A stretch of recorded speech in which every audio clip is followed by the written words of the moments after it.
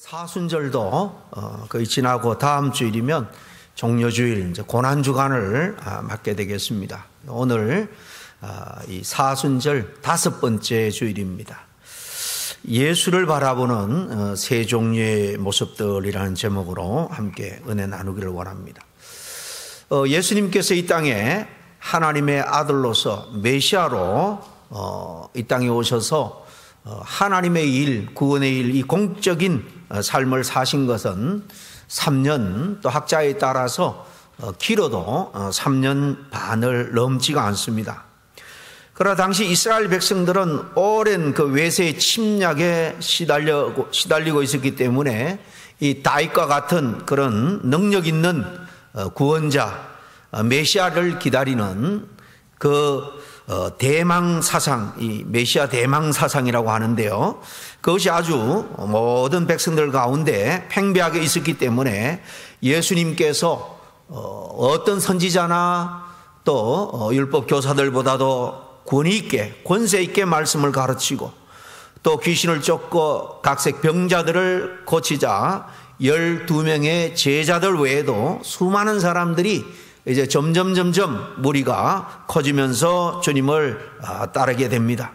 그리고 주님의 공생의 마지막에는 물론이고, 물론 그 유월절을 지키기 위해서 예루살렘 성으로 올라오는 순례객도 많았습니다만은, 그러나 그 중에는 소문을 듣고 예수님을 만나야 되겠다 하면 예수님을 직접 놀라운 그 가르침과 역사를 경험하고 싶다, 이렇게 예수님을 향한 기대를 가지고 쫓아가는 그런 무리들이 또 함께 주님이 예루살렘 성에 올라갈 때에 그 숫자가 점점 갈수록 더해지면서 큰 군중을 이루었습니다. 주님은 예루살렘에 입성하신 다음에 닷새 만에 십자가에 달려 돌아가시게 되죠.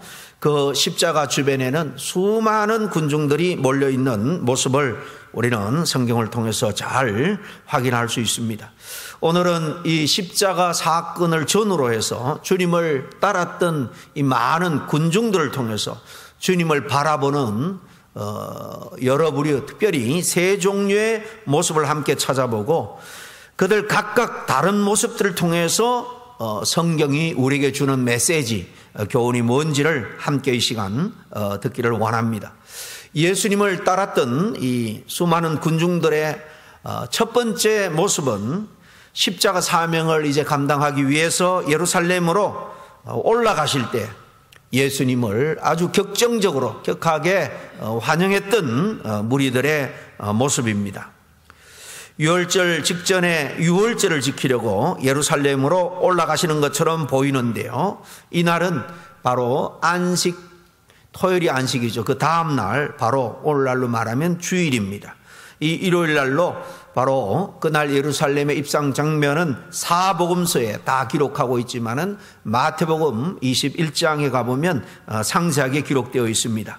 그 6절부터 9절까지 말씀을 제가 읽어드리겠습니다. 제자들이 가서 예수께서 명하신 대로 하여 나귀와 나귀 새끼를 끌고 와서 자기들의 겉옷을 그 위에 얹으매 예수께서 그 위에 타시니 무리의 대다수는 그들의 겉옷을 길에 펴고 다른 이들은 나뭇가지를 베어 길에 펴고 앞에서 가고 또 뒤에서 따르는 무리가 소리 높여 이르되 호산나 다윗의 자손이여 찬송하리로다, 주의 이름으로 오시는 이여 가장 높은 곳에서 호산나, 이렇게 함께 외쳤습니다.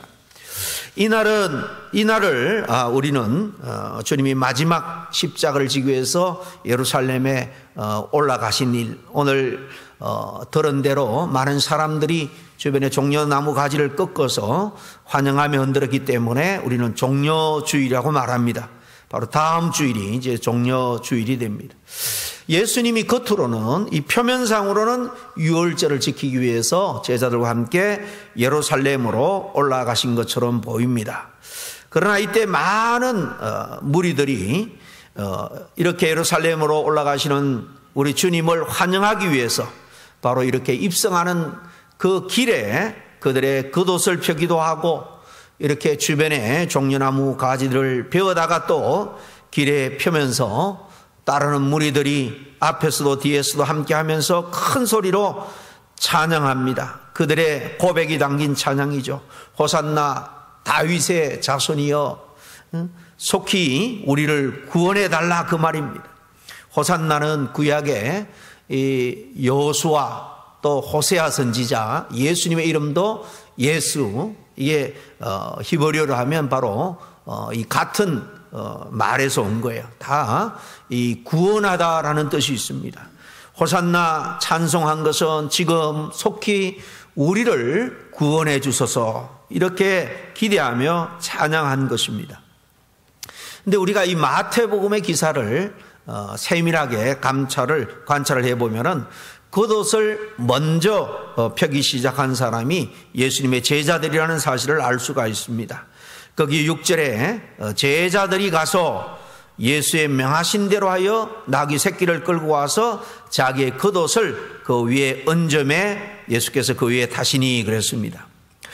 먼저 제자들이 그들의 옷을 벗어서 예수님이 탈 나귀 위에 펴드리니까 예수님을 환영하는 그 무리들이 그것을 보고 모방하고 또 그것을 따라서 자기 옷을 벗어서 예수님이 입성하는 그 예루살렘 길에 다 깔아드린 것입니다. 어쨌든 제자들이 하는 모습을 보고 정말 이분이 정말 우리를 구원할 왕이구나, 그런 믿음을 가지고 그분을 이렇게 열정적으로 환영하는 모습을 우리는 확인할 수 있습니다. 그리고 제자들의 입술에서 나왔던 그 찬양처럼 동일한 찬양, 그 고백을 또 그들이 하죠. 앞에서 본 것처럼 곧 우리를 속히 구원하여 주시옵소서, 주의 이름으로 오시는 이여, 주님이 보내주시마 약속한 그 메시아, 바로 주님이 보내셔서 오시는 당신이여, 가장 높은 곳에서 찬양을 받으시고 우리를 구원해 달라라고 함께 노래하며 찬양하고 있습니다. 예수님을 주님의 이름으로 오시는 분으로 인정했고 그분이 다윗의 자손의 메시아일 것이라는 기대를 가지고 이렇게 찬양을 드리고 있는 것입니다. 그런데 이 마태복음 입성 장면 21장 내용을 쭉 읽어가다 보면은 이어서 나오는 좀 생뚱맞아 보이는 한 비유가 등장을 합니다. 예수님이 하신 비유의 말씀인데요. 잘 아는 포도원 농부의 비유입니다.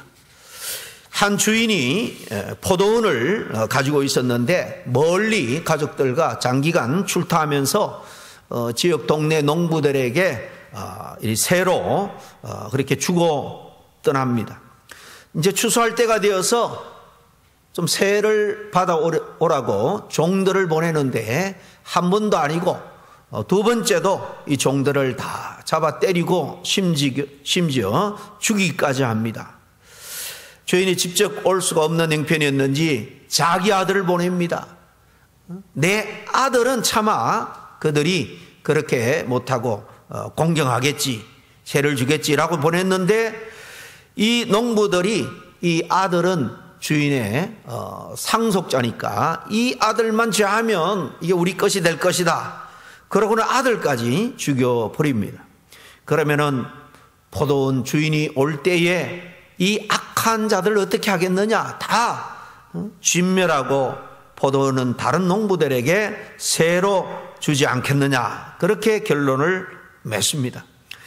이 비유 중에 포도원 주인은 바로 우리 하나님을 의미하고 또 그 아들은 그 하나님이 이 땅에 보내신 독생자 예수님을 당연히 의미하는 비유입니다. 그 많은 인파들의 환영을 받으면서도 예수님께서는 자기 앞에 이렇게 십자가가 멀지 않았음을 분명히 보고 계셨습니다. 마침내 이 무리들이 주님을 배신할 것이고 이 중에 많은 이들이 자기 자신을 배신하여 팔 것이다 라는 것을 알고 비유로 미리 예언적으로 이렇게 말씀하신 거예요. 그리고 주인의 아들을 죽이려 하는 자가 누구인지 주님뿐만 아니라 그 당사자들도 알았다라는 사실입니다. 마태복음 21장 45절에 보면 대제사장들과 바리새인들이 예수의 비유를 듣고 자기들을 가리켜 말씀하신 줄을 알고 그랬습니다. 대제사장들과 이 바리새인들, 종교 지도자들이. 그 다음 46절에 보면 실제 그들이 정말 잡아 죽이려고 한 것을 볼 수 있습니다. 46절입니다. 잡고자 하나 무리를 무서워하니 이는 그들이 예수를 선지자로 알미었더라. 적어도 이 예수님은 하나님이 보낸 선지자다. 그 정도로, 적어도 그 정도는 이스라엘 백성들이 다 믿고 있었기 때문에 하나님이 보낸 선지자를 이 종교 지도자들이라고 함부로 할 수가 없었죠. 이 대제사장 바리새인들은 바로 이렇게 다른 사람이 아닌 이 주인의 아들을 죽이는 자들이었다라는 사실입니다. 이 시점까지 보면 무리들은 주님의 편에, 예수님의 편에 서 있는 것을 볼 수 있습니다. 대제사장들과 바리새인들이 예수님을 죽이고자 악의를 품고 있는 이 장면에서 아직 예수님을 체포할 수가 없었던 것은 이 많은 무리들의 마음이 주님을 향해 있었기 때문입니다. 그들이 주님의 편에 서 있고 주님을 지지하고 있었기 때문입니다. 그렇습니다. 예수님이 예루살렘에 입성하시던 이 종려주의를 중심으로 보면은 그 많은 군중들은 그것이 어떤 마음의 동기였든 간에 예수님의 편에서 서 있는 것을 볼 수 있습니다. 그리고 예수님을 향해서 입술을 열어 그를 찬양하고, 비록 제자들을 모방했는지 몰라도 제자들과 함께 예수님을 이렇게 열렬하게 환영하는 그 일에 함께 가담하고 있는 모습입니다. 이것이 십자가 사건을 중심으로 그 주변에 있었던 많은 무리들의 첫 번째 모습입니다. 둘째, 이 군중들의 모습은 예수님을 배반하는 모습을 오늘 읽은 본문에서 우리는 확인할 수 있습니다. 불과 닷새 후의 장면을 통해서 이렇게 한 주도 안 된 그전에는 주님을 열렬히 환영하고 찬양했던 그 무리들이 한순간에 돌변해서 예수님을 배반합니다. 예수님이 체포되어서 오늘 읽은 말씀에 이 빌라도 법정에서 재판을 받을 때입니다. 20절 다시 보면 대제사장들과 장로들이 무리를 권하여 바라바를 달라하게 하고 예수를 멸하자 하게 하였더니 그랬습니다.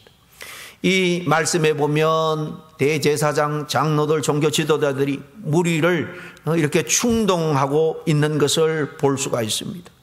적어도 우리가 앞에서 본 예루살렘 입성 때의 무리들, 제사장들, 이 종교 지도자들의 모습과는 완전히 달라져 있습니다. 그때 대제사장이나 서기관들은 예수님을 체포하기를 원했지만은 그렇게 못한 것은 여전히 많은 군중들이 예수님을 따르고 있었고 예수님을 메시아, 적어도 선지자 중에 한 사람 정도로는 믿고 따랐음을 그들이 알았기 때문입니다. 근데 여기 보면 이제 대제사장들과 장로들이 아주 대놓고 그 무리들을 충동질을 합니다. 명절이 되면 이제 6월절이잖아요. 이 6월절 큰 명절인데요. 제수 한 사람을 특사로 이렇게 풀어주는 그런 관례가 있었습니다.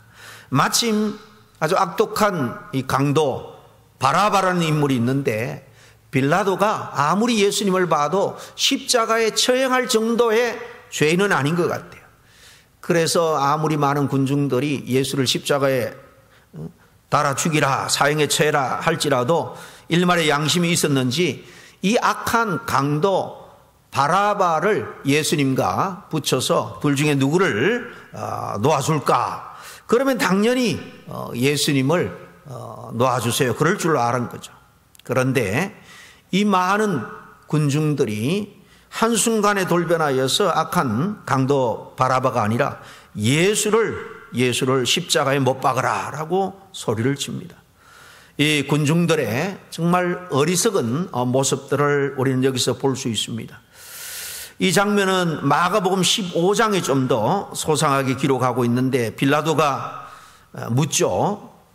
6절이 합니다. 유대인의 왕이라고 하는 이 예수를 내가 어떻게 했으면 좋겠느냐? 무리들이 소리 지르면서 말합니다. 저를 십자가에 못 박게 하소서. 빌라도가 말합니다. 도대체 그를 십자가에 못 박을 이유가 어디 있느냐? 무슨 악한 일을 했느냐? 그러니까 더욱 소리 지릅니다.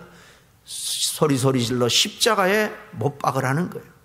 이것이 예수님을 향한 무리들의 두 번째 모습입니다. 전과는 전혀 다른 모습이죠. 불과 며칠 전 종려주일에 예루살렘 성에 입성하는 주님을 향해서는 왕으로 생각하고 인정하며 그의 가는 길에 자기 옷을 벗기도 하고 또 종려나무를 잘라서 왕이 가는 그 대로를 평탄케 하듯 깔아드리는 그 모습이 닷새 만에 이렇게 완전히 돌변한 것입니다. 마가복음 15장 22절 이하에 보면 바라바를 놓아주고 예수를 십자가에 못 박으소서, 그냥 이렇게 외치고 끝난 게 아닙니다. 심지어는 그의 핏값을 우리와 우리 자손들에게 돌리라 고래고래 소리를 칩니다. 여러분, 이것이 얼마나 무서운 죄악인지도 모르고, 사실 예수님을 십자가에 못 박고 2000년이 지난 역사 가운데 이스라엘 백성들이 정말 얼마나 많은 고난과 고통과 정말 핍박을 받았습니까? 어떤 신학자들은 스스로 예수님의 핏값을 우리에게 돌리라 한 그대로 된 것이 아니냐라고 할 정도입니다. 이때로부터 50여일이 지난 다음에 우리는 이 군중들의 세 번째 모습을 볼 수가 있습니다. 이 세 번째 군중들의 모습은 이제 자기 자신의 죄를 처절하게 깨닫고 회개하는 모습입니다. 부활하신 주님이 40일 만에 성천하시면서 하나님께서 약속하신 것을 기다리라 라고 당부를 하죠. 그래서 12명의 제자들과 또 주님을 더 가까이 따랐던 무리들, 성경에는 120명이라고 되어 있는데 120 문도들이 한 자리에 모여서 전혀 기도하기를 힘씁니다. 바로 오순절로부터 그 6월절로부터 50일이 지난 이 오순절 날에 성령께서 기도하는 그 무리들 가운데, 제자들 가운데 임하죠. 예루살렘에 몰려든 또 많은 사람들이 있었는데 하나님께서 또 그들의 마음도 주장하셔서 특별히 사도 중에 성령이 충만했던 베드로가 일어나서 복음을 전합니다. 사도행전 2장 23절 이하에 베드로가 군중을 향해서 이렇게 외치죠. 그가 하나님께서 정하신 뜻과 미리 아신 대로 내어준 바 되었거늘 그렇게 십자가에 죽도록 하나님께서 그냥 두셨지만 너희가 법 없는 자들의 손을 빌려서 못 박아 죽였으나 이 법 없는 자들은 율법과 상관없는 언약 백성이 아닌 바로 빌라도 로마 병정들을 말하는 거겠죠. 하나님께서 그를 사망의 고통에서 풀어 살리셨으니 이런 그가 사망에 매여 있을 수 없었음이라. 너희들이 십자가에 매달아 죽이라고 했지만 그가 하나님의 아들 메시아이기 때문에 사망 권세를 깨뜨리고 죄에서 우리를 구원할 구원자이기 때문에 그는 이렇게 3일 만에 죽음의 권세를 깨뜨리고 부활하셨다라고 베드로가 힘있게 복음을 전합니다. 먼저 말씀해 보니까 너희들이 십자가에 못 박아 죽은 것, 그것이 사실이 아니냐는, 그 모든 것이 하나님의 섭리 가운데 있고 너희들이 모르고 했지만은 한순간 모르고 했을지라도 하나님의 아들을 너희가 죽인 것은 사실이라는 것입니다. 그러자 그 복음을 들은 사람들이 어떻게 반응합니까? 사도행전 2장 37절입니다. 그들이 이 말을 듣고 마음에 찔려 양심의 가책이 온 거죠. 베드로와 다른 사도들에게 물어 이르되 형제들아 우리가 어찌할꼬 하거늘 우리가 하나님의 아들 메시아를 십자가에 죽게 했으니 우리가 어떻게 하면 좋겠느냐. 사도행전 2장에서 볼 수 있는 것처럼 오순절 이 성령 강림 사건 이후에 보는 군중들의 모습은 또 이렇게 회개하는 모습인 것을 볼 수 있습니다. 성령님이 강림하시고 사도들이 하나님의 메시지를 전할 때에 그들이 십자가에 예수님을 못 박은 그 일을 성령의 감동으로 깨닫고 가슴을 치면서 회개했던 것입니다. 그런데 예수님을 십자가에 못 박은 그 행위 자체는 절대로 합리화될 수 없습니다. 그것은 죄요 분명히 악입니다. 군중들은 죄악을 범한 것입니다. 그러나 제자들의 메시지를 통해서 알 수 있는 것은 하나님께서는 이 악조차도, 그들의 악한 마음조차도 선하게 사용하셨다는 것입니다. 그들이 예수님을 못 박은 것은 죄고 악이지, 그것은 정말 잘못한 일이지만은 하나님이 이 악한 일까지도 사용하셔서 하나님이 계획한 엄청난 구속의 계획, 구속의 뜻을 결국 이루셨다라는 말씀입니다. 지금까지 우리는 십자가를 둘러싼 이 세 현장을 통해서 바뀐 군중들의 각각 다른 세 가지 모습들에 대해서 살펴보았습니다. 첫째는 호산나 다윗의 자손이여 찬송하며 예루살렘 성에 입성하시는 주님을 정말 마음을 다해서 찬양하고 환영하는 정말 하나님의 선지자로 적어도 받아들이는 그런 모습이었습니다. 그런데 불과 닷새 후에 제사장과 장로들의 충동을 받아 예수님을 못 박은 일에 앞장서서 이렇게 십자가에 못 박으라. 차라리 그 강도 바라바를 놓아주라. 소리소리 지르는 이 폭도의 모습으로 변한 배신자들의 모습이 두 번째 모습이고, 그러나 세 번째는 성령의 강한 역사를 통해서 오순절 그 현장에서 이제 가슴을 치며 회개하는 그런 무리들의 모습입니다. 이와 같은 군중들의 모습은 2000년이나 지난 오늘날 우리들에게 있어서 우리가 이 사건을 우리가 듣고 설교로 듣고 배우고 묵상하는 우리들에게 있어서 도대체 어떤 의미가 있느냐, 하나님이 이 사건을 통해서 우리에게 주시는 메시지가 무엇이냐 하는 것입니다. 첫째는 바로 집단적인 신앙의 위험성입니다. 다시 말하면 군중 심리의 위험성이라 말할 수 있습니다. 많은 사람들이 그냥 몰려가니까, 제자들도 그렇게 하니까 함께 찬양을 하고 등달아 환영을 했지만은 그것은 절대적으로 정말 예수님을 인격적으로 만나 그분이 메시아다, 구원자다 하는 분명한 개인적인 확신과 신앙 고백에 입각한 그런 신앙적인 행동은 아니었다라는 것입니다. 요한복음에는 이 종려 이 주일날 광경에 대해서 다른 복음서에는 없는 한 장면을 특별히 추가해서 기록하고 있습니다. 많은 무리들이 유월절을 지키기 위해서 왔는데 거기에는 이 헬라인 이방인들도 있었다라는 것입니다. 그것을 요한이 추가해서 기록을 하고 있는데, 예루살렘에서 예수님을 환영하는 이 큰 소동 직후에 있는 모습을 보여주면서 그 중에 헬라인의 모습을 특별히 하나님의 선민, 이 유대인 이스라엘 백성들과 대조해서 비춰주고 있는 것입니다. 그들은 스스로 하나님의 백성이라고는 감히 자부할 수가 없었던 그런 사람들이었습니다.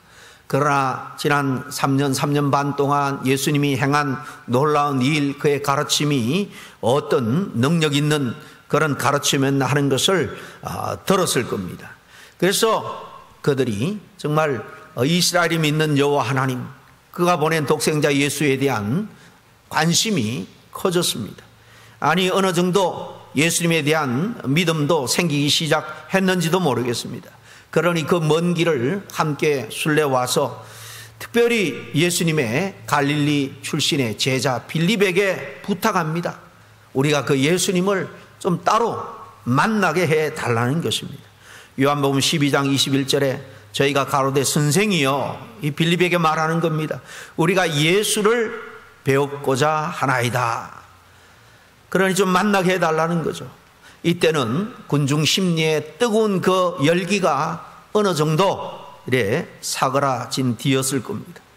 예수님을 환영하며 법석대던 그 무리들 중 대부분은 예수님에 대한 진지한 관심을 갖고 있지 않았습니다. 오병이의 기적을 통해서 굶주린 우리의 배를 채워줄 뿐, 병을 고쳐주고 귀신을 쫓아줌으로 우리가 이 세상 살아가면서 겪는 고난과 고통의 문제를 해결해 줄 뿐, 그 정도로 기대하고 따랐는지도 모르겠습니다. 그런데 이 헬라인 몇 사람이 개인적으로 예수님의 제자였던 빌립을 찾아와서 예수님을 만날 것을 간절히 요청을 한 것입니다. 이 몇 사람만이 예수님이 누구고 그분이 참으로 우리를 위해서 어떤 일을 하실 수 있는가에 대해서 진지한 관심을 가지고 요즘으로 말하면 정말 진정한 구도자의 모습으로 예수님의 제자 빌립에게 찾아와 부탁하고 있는 것입니다.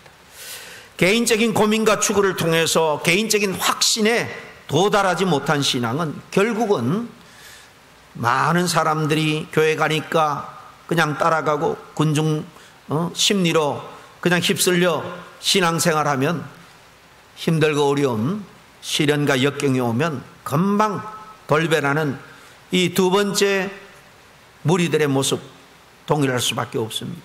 어제는 주님을 환영했지만 내일은 주님을 배신할 수 있는 이 군중들, 이것은 개인적인 주님에 대한 분명한 확신이 없는 그런 신앙의 위험성을 무엇보다도 잘 드러냅니다.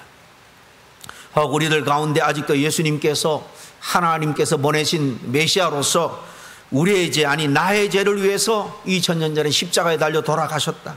그리고 나의 영원한 생명 하늘나라에서 영생 복락을 위해서 나의 생명의 첫 열매가 되기 위해서 사망의 권세를 이기고 부활하셨다라는 사실이 정말 역사 속에서 일어났지만 그것은 그 누구보다도 무엇보다도 나를 위한 사건이다라는 것을 개인적으로 믿고 고백할 때에 예수님은 우리를 끝까지 하나님의 나라로 인도할 겁니다.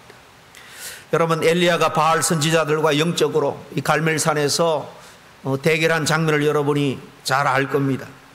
거기에는 정말 바알을 섬기는 선지자 850여 명과 하나님을 섬기는 이 엘리야 850대 1의 영적인 대결장이었습니다. 많은 사람들이 관심을 가지고 몰려들었습니다. 이스라엘 백성들은 하나님께서 모세를 통해서 언약을 맺고 가나안 땅에 들어가서 그 땅의 신들을 섬길 것이 아니라 하나님만 섬기고 하나님의 법을 따라서 살라라고 당부했지만은 가보니까 원래 조상들은 목축하던 사람들이었지만은 농사를 하고 있는 거예요. 농사의 신 바알 신을 섬김으로 그 땅에서 잘 먹고 잘 살기를 고대하고, 그래서 야훼 하나님 여호와 하나님을 버리고 많은 이스라엘 백성들이 바알 신을 추종하고 있었던 것입니다. 그러다가 엘리야의 하나님이 바로 능력 가운데 불로 역사하심으로 말미암아 이스라엘 백성들 가운데 정말 우리 조상들이 섬기던 하나님 여호와 하나님이 진정한 하나님이 아니냐라는 사실이 입증되자 그들의 마음은 다시 돌았습니다. 바알신과 여호와 하나님 사이에서 결단하지 못하고 우왕좌왕 방황했던 그 많은 이스라엘 백성들 그 모습, 오늘은 예수님은 또 내일은 우상을, 오늘은 하나님을 내일은 세상을 섬기는 그런 군중의 물결 속에 휩쓸려 다니는 그런 군중 심리의 신앙의 위험성을 우리는 무엇보다도 이런 무리들을 통해서 잘 알 수 있습니다. 우리가 함께 신앙생활하는 것, 서로 돕고 격려하는 것 중요합니다만은 주님과 우리가 만나서 나의 구주로 고백하는 데는 주님과 1대1로 인카운터, 전인격적으로 만나서 주님께 그렇게 고백하는 것이 필요한 것입니다. 우리들 어떤 분위기나 주변에 그 누구 때문이 아니라 개인적으로 진지하게 신앙을 추구하고 내 자신의 구세주로 예수님을 영접하고 끝까지 그 주님을 나의 로드, 주인으로 주님의 인도하심을 따라 끝까지 살아가야 할 줄로 믿습니다. 두 번째 메시지는 바로 오늘 말씀을 통해서 하나님은 끝까지 우리를 용서해 주시고 또 사랑해 주시는 분이다라는 사실입니다. 이 군중들은 예수님을 십자가에 못 박은 장본인 역할을 했죠. 비록 그것이 대제사장들과 장로들과 서기관들의 그런 꼬드김, 충동은 있다 했을지라도 십자가에 못 박으라고 친히 입을 벌려 소리친 바로 그 장본인들, 바로 이 무리들입니다. 그러나 하나님은 그들을 버리지 않으셨습니다. 이게 하나님의 놀라운 사랑이 있습니다. 그들의 입술로 예수님을 저주한 것 때문에 예수님은 그들을 완전히 포기하지 않았다는 것입니다. 오순절날 그들에게 또 한 번의 기회를 주신 것입니다. 성령을 보내주시고 그 마음에 감동을 주셔서 복음을 들을 때 정말 가슴을 치면서 어찌할꼬 회개하는 역사가 일어난 것입니다. 이렇게 회개할 수 있는 그 마음 주님께서, 성령께서 주시는 거예요. 회개할 수 있도록 사랑으로 역사하신 분은 바로 성령 하나님 자신입니다. 이 하나님의 한없는 사랑을 오늘 우리는 우리 마음속에 굳게 붙들어야 할 줄로 믿습니다. 당신의 하나밖에 없는 독생자, 그 메시아 얼굴에 침을 뱉었던 그 장본인들, 그리고 그 얼굴에 십자가에 못 박으라고 외쳤던 이 무리들을 사랑하시고 그들에게 결국 감동 주셔서 회개를 촉구하고 그들의 가슴과 영혼 속에 역사하셨던 분이 바로 우리를 창조하시고 우리를 구원하기를 원하시는 사랑 많은 하나님입니다. 이 하나님의 끝없는 사랑, 하나님의 이 무한한 용서하심을 우리는 어떤 상황 속에서도 붙들어야 합니다.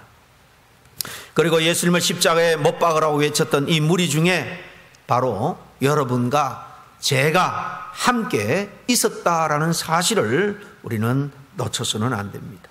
그분은 왜 십자가를 지셨습니까? 그것은 바로 우리의 죄, 바로 나의 죄 때문입니다. 그렇다면 나는 2000년 전 그 현장에 있지는 않았지만은 우리는 영적으로, 도덕적으로 그 현장에 그 무리들 속에 함께 동참한 거나 다름이 없는 것입니다. 우리 군중들의 공모자들입니다. 나를 포함한 우리 모두의 죄 때문에 우리 주님이 십자가에 달려 돌아가셨다라면 그날 그 군중 속에서 십자가에 못 박으라, 십자가에 못 박으라 라고 외쳤던 그 폭도들 속에 사실 우리도 함께 있었다는 사실을 우리는 놓치지 말아야 됩니다. 그러나 그럼에도 불구하고 동시에 주님께서 우리를 용서하셨다. 성령을 통해서 우리의 마음을 감동케 하시고 움직여 회개하게 하시고 용서하시는 마음, 그리고 사랑이 넓으신 그 하나님이라는 사실을 우리가 붙들어야 됩니다. 그리고 남은 날 동안 그 사랑과 은혜에 보답하는 삶을 내가 어떻게 하면 조금이라도 살아가야 살 수 있을까 늘 우리의 삶의 순간순간 고민하며 정말 내 거를 주님처럼 내어놓고 희생하기까지 그렇게 주님의 십자가를 쫓아 살아가는 우리 모두가 될 수 있기를 간절히 축복합니다. 기도하겠습니다. 하나님 아버지, 참으로 감사와 찬양을 드립니다. 오늘 십자가를 지는 여러 무리들의 그 모습들을 바라보면서 아버지 하나님, 정말 조변석회처럼 우리의 믿음이 밤낮으로 그렇게 아버지 하나님이여 손바닥 뒤집듯 바뀌고 하나님의 은혜로 기뻤다가 찬양이 넘치는 생활을 했다가 금방 작은 시련과 유혹에도 좌절하고 넘어지고 아버지 한 실족할 때가 많았음을 고백합니다. 아버지 하나님, 우리 가운데 마가다락방에 보내주신 그 성령 동일하게 보내주셔서 하나님께서 우리의 모든 죄를 속량해 주시고 구원해 주셨음을 온전히 믿음으로 확신 가운데 살아가게 해주시고 또 때로 연약하여 죄를 범하고 넘어질지라도 또 주님께서 말씀과 성령을 통해서 회개할 때 언제든지 품어주시고 용서해 주시는 사랑 많으신 하나님 앞에 용기를 가지고 늘 바짝 주님 앞에 나와 주님을 쫓아 신앙생활을 할 수 있는 우리 모두가 될 수 있도록 인도하여 주시옵소서. 예수님의 이름으로 기도하옵나이다. 아멘.